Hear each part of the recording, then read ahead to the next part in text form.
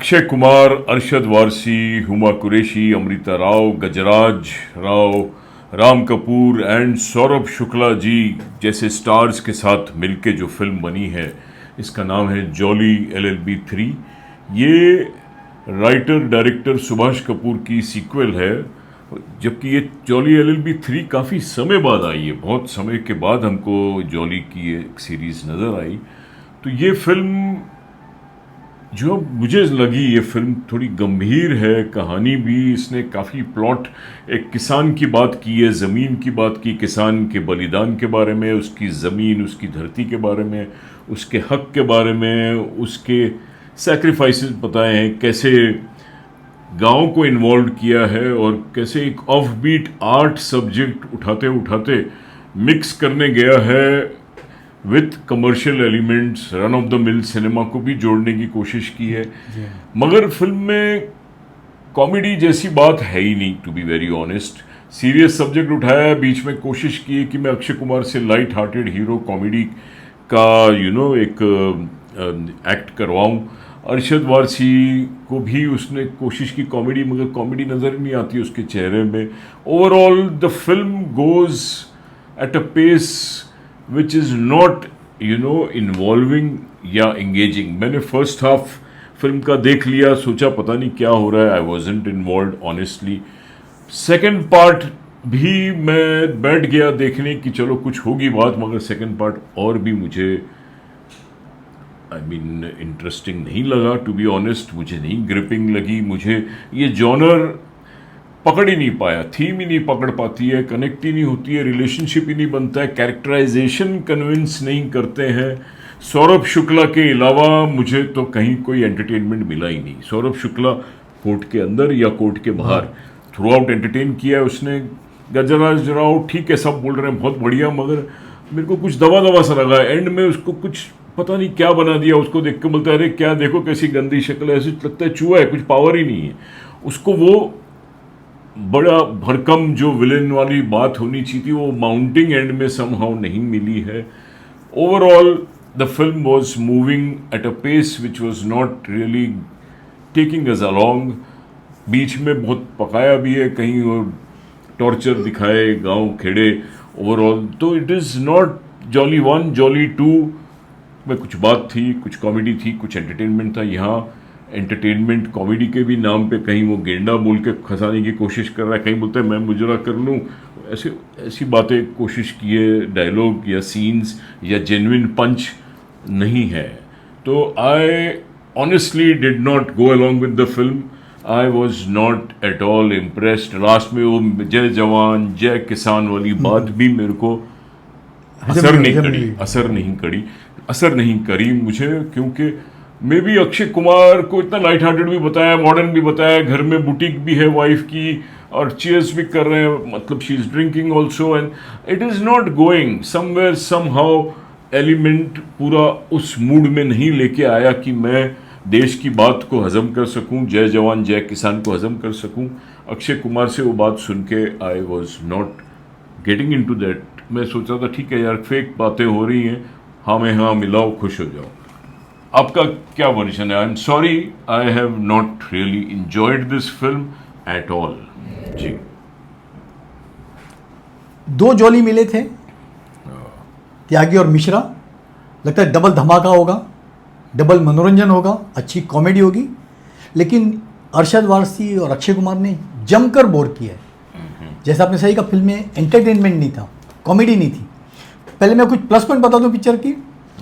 Excellent franchise value, 1 और 2 बहुत बड़ी हिट फिल्म थी। परफॉर्मेंस बहुत ही अच्छी थी सौरभ शुक्ला की थ्रू आउट। टीजर से एक्सपेक्टेशन बढ़ गई थी, टीजर अच्छा कट किया था।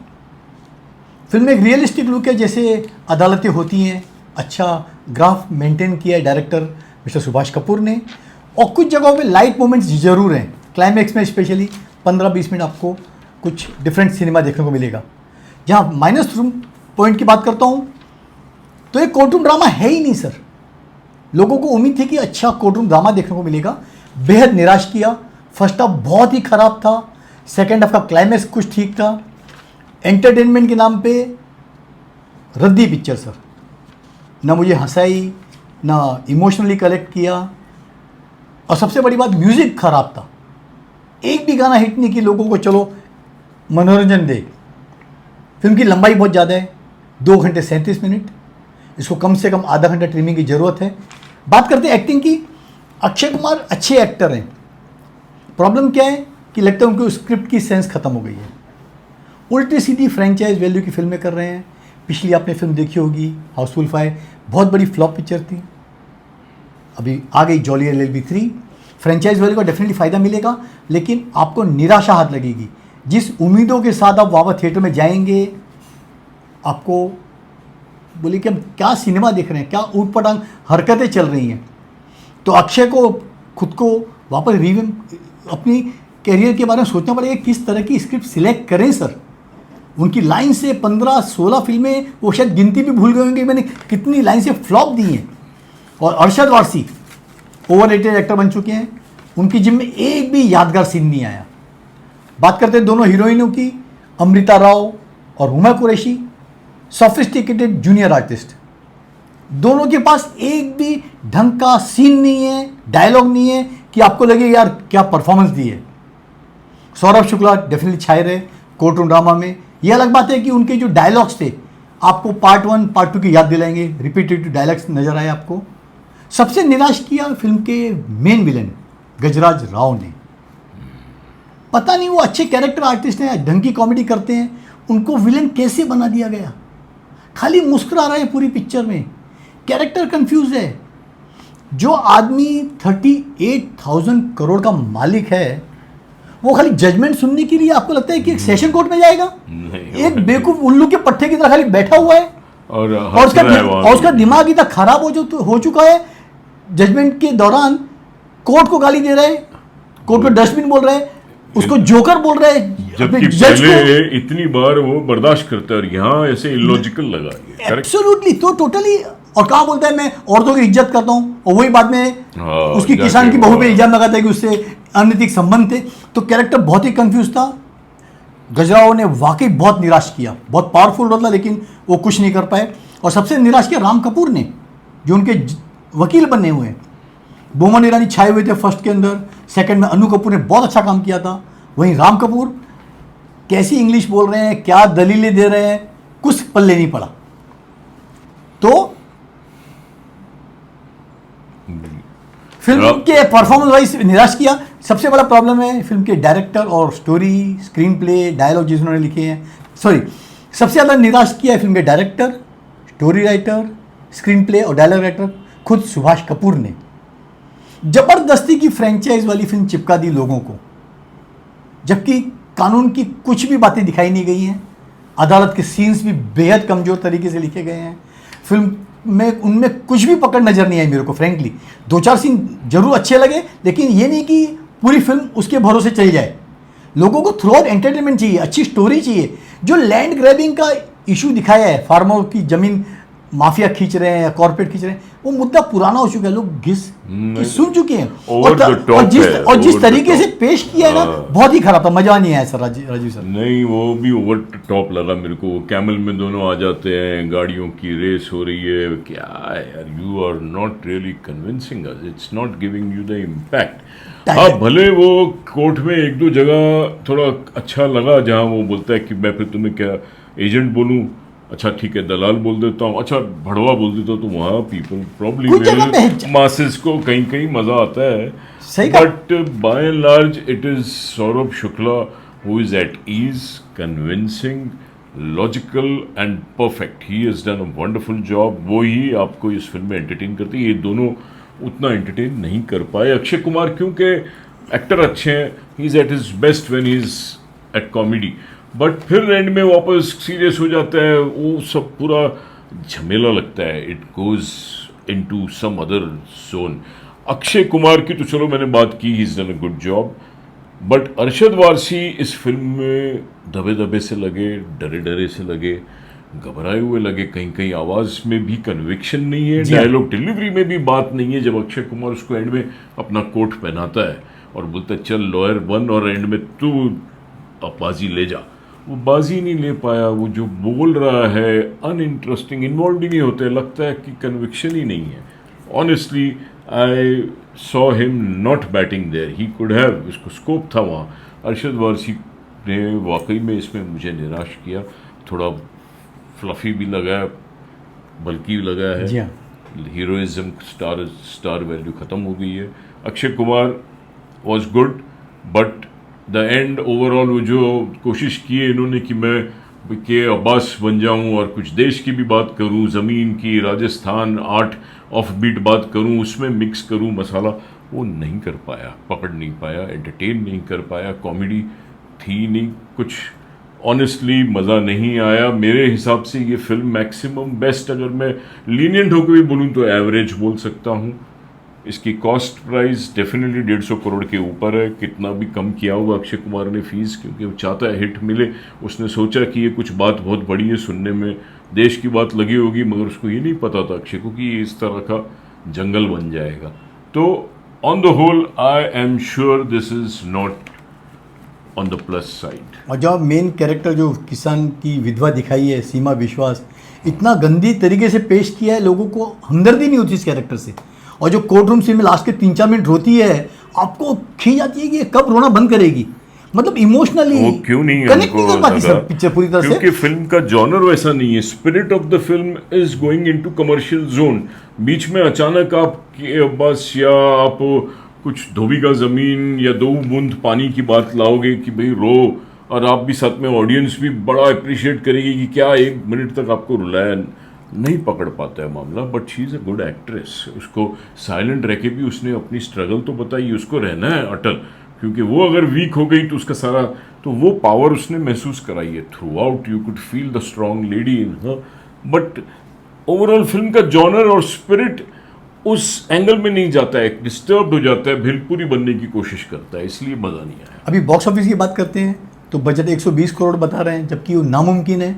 जब खुद अक्षय कुमार की फीस 99 करोड़ है, तो आपको लगता है कि 21 करोड़ में बाकी डायरेक्टर, बाकी स्टारकास्ट हो सकता है? पॉसिबल ही नहीं है। आजकल ना सब कुछ फेक चल रहा है, जहाँ फिल्म का बजट हो, कलेक्शन हो, फिल्म के रिव्यूज़ हो, सब फेक होता है। पीआर टीम 3 दिन एकदम जोरों शोरों से बताएगी, फर्स्ट डे इतना कलेक्शन आया, सैटरडे इतना हुआ, संडे हुआ, मंडे फुस, मंडे गायब हो जाते हैं सर। इस फिल्म का भी ओपनिंग डिसेंट था, 12.5 करोड़, वीकेंड शायद 50 करोड़ भी दिखाते हैं, 100 करोड़ के आसपास जा सकती है। सेकंड वीक में कोई पिक्चर नहीं है, एक खाली होम बाउंड पिक्चर आएगी धर्मा प्रोडक्शन की। प्रॉब्लम है कि महाराष्ट्र में, स्पेशली खास बॉम्बे जहाँ से मेन रेवेन्यू आता है, सोमवार से नवरात्रि शुरू हो रहे हैं, तो इस फिल्म का बिजनेस महाराष्ट्र और गुजरात में काफ़ी फर्क पड़ेगा मंडे के बाद से। अक्षय की फ्लॉप फिल्मों की लिस्ट में ये एक और शामिल हो जाएगी, jolly LB 3। Sir genuinely 100 crore तो मुझे नहीं लगता होगी, जेन्युइनली नहीं लगता है 100 करोड़ भी टच करेगी मंडे के बाद। मुझे तो डाउनवर्ड स्लाइड नज़र आ रहा है ऑनेस्टली। वो बात और है कि क्या कलेक्शन दिखाते हैं और क्या दिखती है, but overall film 150 crore minimum बोलना पड़ेगा, क्योंकि कितना भी अक्षय कुमार ने अगर 70 करोड़ भी लिया होगा डिस्काउंट दे के, बाकी भी तो एक्टर्स हैं। सौरभ शुक्ला मेकिंग में खर्चा किया है, मेकिंग में काफ़ी बाहर शूट किया है, प्लेन है। जी हाँ। और जहाँ तक बॉक्स ऑफिस की बात है, it is definitely not genuinely above 100 crore, 100 crore के नीचे ही रहेगी। तो नेट घर में आया 40-45 करोड़। OTT इधर उधर से भी कितना बना लेंगे, मेरे हिसाब से this film is very difficult to touch the average mark. It is not going to sail through smoothly. तकलीफ़ें हैं, मेहनत है, तब जाके कहीं कुछ बिजनेस होगा, because it is not clicking with the audience emotions with the audience mind. Sir हमारी इंडस्ट्री, फिल्म इंडस्ट्री को भी समझ लेना चाहिए कि जो सीक्वल है, पार्ट 2 है, पार्ट 3 है, नहीं चल रहे। वो रोहित शेट्टी की सिंघम हो, अक्षय कुमार की हाउसफुल 5, फिर LLB, और भी ढेर सारी फिल्में आई हैं, लोगों ने सीक्वल पार्ट 2 पार्ट 3 को रिजेक्ट कर दिया है। प्लीज़ नया कुछ क्यों नहीं लेके आते? लोखा जैसी पिक्चर मलयालम की 30 करोड़ की पिक्चर बनी है, 250 करोड़ के आसपास वर्ल्ड वाइड कलेक्शन है। सर इसको सिनेमा बोलते हैं। आप लोग क्यों नहीं ऐसे डिफरेंट सिनेमा बनाते? मेरा ही देखिए पिक्चर, 8 दिनों में पिक्चर का world wide business 100 crore cross कर चुकी है। पिक्चर की लागत है 50 करोड़, डेफिनेटली 150-200 करोड़ भी छू जाएगी। एक सब्जेक्ट चुनने में आपको आपत्ति क्या है? आप क्यों रिस्क लेना नहीं चाहते? रिस्क लेंगे तो आपको नया सब्जेक्ट मिलेगा, लोगों को नया सिनेमा देखने को मिलेगा। आप वही घिसे पीटे पार्ट 2, पार्ट 3, पार्ट 4 में लगे हुए हैं। कम से कम अभी आपको राजीव सर 26 और 27 में 25 फिल्में सीक्वल और पार्ट 3 पार्ट 4 देखने को मिलेंगी। मुझे नहीं लगता इस मुश्किल से 2-4 छोड़ के बाकी कोई चलेगी सर। नहीं, वो क्या सेफ रास्ता ढूंढते हैं ना, सीक्वल बताने से लगता है उनको कि जनता भाग के आ जाएगी, थोड़ी आकर्षित होती भी है। सर नेक्स्ट लेवल पे लेके बना है, राइटिंग को समझ में आता है, नहीं खाली होती है, जबरदस्ती नहीं होती है। आप नाम को कैश करने के लिए बना रहे हैं, वो सरासर लोगों से बेईमानी है, उनसे धोखाधड़ी है कि भैया सीक्वल के नाम पे चले नहीं, वो आइए। सोचते अभी हैं अक्षय कि कुमार की देखिए, ओपनिंग बढ़िया मिल जाएगा, वो ओपनिंग की उम्मीद से बनाते हैं। ऐसे ही गाने भी कहाँ बन रहे हैं, गाने भी तो सीक्वल नहीं तो क्या बोलते हैं, रीमेक ही बन रहे हैं। कहाँ क्रिएटिविटी तो खत्म हो गई है। Yes yes. So overall I think I should give not more than 2 stars to this film, because कुछ भी चलो देश की बात तो सोच रहा है वो, जय जवान जय किसान और बाकी काफ़ी लोगों को एम्प्लॉयमेंट भी मिल रही है, but film I was not happy at all in the film. और आजकल पता नहीं फैशन शुरू हो गया है, श्राद्ध में पिक्चर रिलीज कर रहे हैं सर। पहले लोग कितने सुपरस्टिशन होते थे, श्राद्ध में पिक्चर कोई रिलीज नहीं होती थी, बस अब चलो कर दो। चलो तो कन्विक्शन है आपका, नहीं जो सर, भी है। बड़ी बड़ी आप देखिए, पिक्चर बड़ी अच्छी हो तो श्राद्ध में भी चले, पिक्चर में दम होना चाहिए, तो श्राद्ध को भी गणपति आर के पार बाद का कर फेस्टिवल लेते पीरियड जो रहता है ना बहुत खराब होता है, अच्छी अच्छी फिल्में सो जाती हैं, इसलिए लोग रिस्क नहीं लेते। दशहरे के बाद उम्मीद की जाए कि Yeah. फिल्में चलें। जो 2 तारीख को आ रही है वरुण धवन की, सनी संस्कारी की, तुलसी कुमारी, धर्मा प्रोडक्शन की है, और दूसरी सबसे बड़ी पिक्चर आई है कंतारा, कंटारा बहुत बड़ी फ्रेंचाइज वैल्यू है, south is again striking going to shine. Yes yeah. So with that hope and with that good wishes for our industry, we take your leave and see you soon. Thank you.